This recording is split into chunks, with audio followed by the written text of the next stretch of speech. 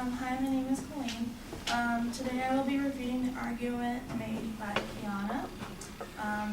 Her proposition was that the fast fashion industry is substantially contributing to destroying our planet. As you recall, she supported these topics by stating that first, fast fashion is encouraging our society for increased production and consumption. Second, threatening our environment. And finally, hurting those who work in these fast fashion industries. Kiana first goes over the fast fashion industry that is encouraging our society for increased production and consumption. According to Falvia Martinez at Amherst College, says, despite its negative qualities, fast fashion allows consumers to be a part of any social class, or rather to appear to be. Just as high-income consumers have the privilege to dress as if they were homeless, a low-income consumer can dress well for less and fake it till they make it. For college students transitioning into adulthood, and ideally a higher income bracket, fast fashion helps. That blazer and dress pants needed for an internship or job interview. In years prior to fast fashion, business attire used to cost an arm and a leg, and entitled a trip to the tailor, but now fast fashion is making these items cheaper and more accessible. Her second claim, that fast fashion industries threaten our environment. Kiana fails to mention the details about how much waste is washed up on our shores that are actually materials of clothing. In a study done by International Coastal Cleanup, the top 10 items found washed up on our shores were in items that included cigarette butts, lids and caps, bottles, bags, food wrappers and containers, cups, plates, forks, knives, cans, paper bags, and nothing was clearly stated about materials being washed up on shore that were clothing materials. The advocate also fails to mention the innovation with textile waste. In an article written by Anna Bronx, she introduces many solutions to the textile waste and how it may assist our environment. She writes, Stacy Flynn launched a company that develops technology to recycle cotton garments waste and turn it into an entirely new fiber. As you can see, people are coming up with solutions to the problems we have today involving clothing to help recycle garments and turning them into new reusable fibers. Her final claim, she states, fast fashion is hurting those who work and live near these factories. In the fast fashion industry, it is stylish to give back, and large companies know that there is no better marketing than treating employees right. In an article Tom's Shoes, it states, at Tom's we believe we have a responsibility to conduct our business with an ethical way. We can accept the same business from our business partners and force on working with long-term strategy suppliers that just demonstrate a committed and engaged with their workers and ensured safe working conditions and environmental responsibilities. As you can see, not all companies treat their employees at a low level in a damaging environment. In conclusion, the advocate fails to see the other side of the fast fashion industry encouraging As you can see, the advocate fails to see the other side of the fast fashion industry encouraging our society for increased production and consumption, industries treating our environment, and fast fashion is hurting those who live and work around these areas. After doing some research of my own, I believe that the fast fashion industry does not increase production and consumption. The fast fashion industry does not harm our environment as bad as she claims, and the fast fashion is not harming those who work in these factories. Thank you.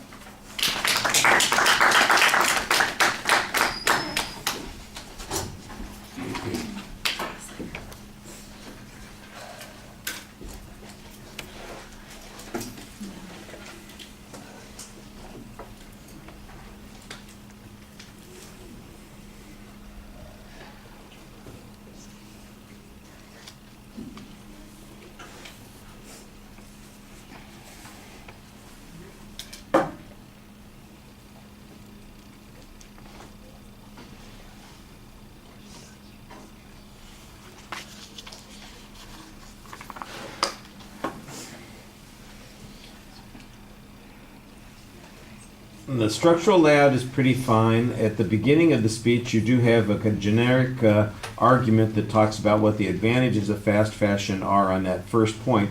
So you're not really denying that there's increased consumption and production. You, in fact, even though at the end of the speech you suggest that you denied that, what you're saying on this first point is that there's an advantage to having that it makes it easier for people to move from one income level to another income level, to compete at an appropriate level with people that might have greater resources than them. So it's not a denial of that particular argument. It is basically a suggestion that says there's an advantage from being able to do that. So I'm not sure that a denial is required on that particular point, but when you say at the end that you've denied it, I think that's a little bit problematic. I think the second point is the one where you have the stronger argument, and it deals with the question of whether or not a problem really exists. That concerns the pollution or the environmental issues. You suggest that there's not really much proof that fast fashion has contributed to harm in the environment. You challenge the absence of evidence from the advocate on this particular point. Then you present some counter evidence that suggests that it's not in the top 10 items that cause pollution in the oceans. I think that that's a reasonable piece of information.